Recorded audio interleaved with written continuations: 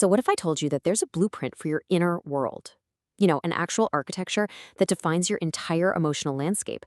Well, that's exactly what we're digging into today, this fascinating idea of the architecture of emotional genius. Let's just start with a number, 1%. That's it, just 1% of the entire population. It's a pretty exclusive club, right? So the question is, what on earth sets them apart from the other 99%? Well, it turns out they have what some people call gifted emotions. And hey, before you start picturing someone who's just overly dramatic or something, let's be super clear. This isn't about feeling more. It's about feeling in a way that's way more specific, sophisticated, and, well, structured. And that, of course, brings us to the big question for today, the one I really want you to keep in the back of your mind as we go through this. Are you one of them? Okay, so let's get right into it. What does it actually mean to have a genius for emotions? Let's unpack this whole idea. The key here really is in the second half of this definition. It's not about the intensity of what you feel, it's about the sophistication and the structure of your inner world. It's like having this internal framework that just elevates your understanding of yourself and other people to a completely different level. And this right here, this is a perfect look at that architecture we're talking about. It's like a 3-step blueprint. See, it all kicks off with a really clear self-awareness of what's going on inside you. Then that grows into a nuanced perception where you can see the whole rainbow of emotions, not just black and white.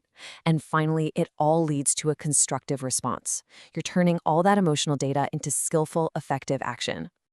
Okay, so we've got the theory down, but how does this emotional genius stuff actually show up in the real world? Let's move on and take a look at the signs you can actually see. Now, this is where it gets really interesting. Look at this side-by-side comparison. On the left, you've got the typical response we all know, right? We get defensive, we pull back. But now, look at the right. The emotionally gifted response is a whole different ballgame. Notice that pause, that space they create to separate themselves from the criticism, and then that incredible shift towards curiosity. It's the difference between just reacting and truly consciously processing. And that kind of response, it's not a fluke. It comes from these core characteristics. We're talking about a really deep, almost analytical curiosity about what makes people tick. Being comfortable with the messiness of feelings, knowing they're rarely simple. And that amazing ability to hold multiple, even conflicting points of view at the same time. Oh, and that last point is so crucial. For these folks, feelings aren't just things to get over. They're valuable information to be understood and integrated. This quote just sums it all up perfectly. It captures the whole idea beautifully. That profound shift from just being a passive resident in your own emotional house, subject to whatever happens, to becoming its active, intentional architect. So, we've defined it, we've seen the signs. But here's the big question. So what? Why does any of this actually matter? What's the real-world impact of having this kind of emotional architecture in your life? Well, the impact is staggering. I mean, just look at this data. We're not talking about little tweaks here. There's a massive 25-point jump in relationship satisfaction. And look at personal resilience, a huge, measurable leap in how people face challenges. So this isn't just some interesting personality quirk. This emotional architecture is literally the foundation for building a stronger, more connected, and just a more fulfilling life.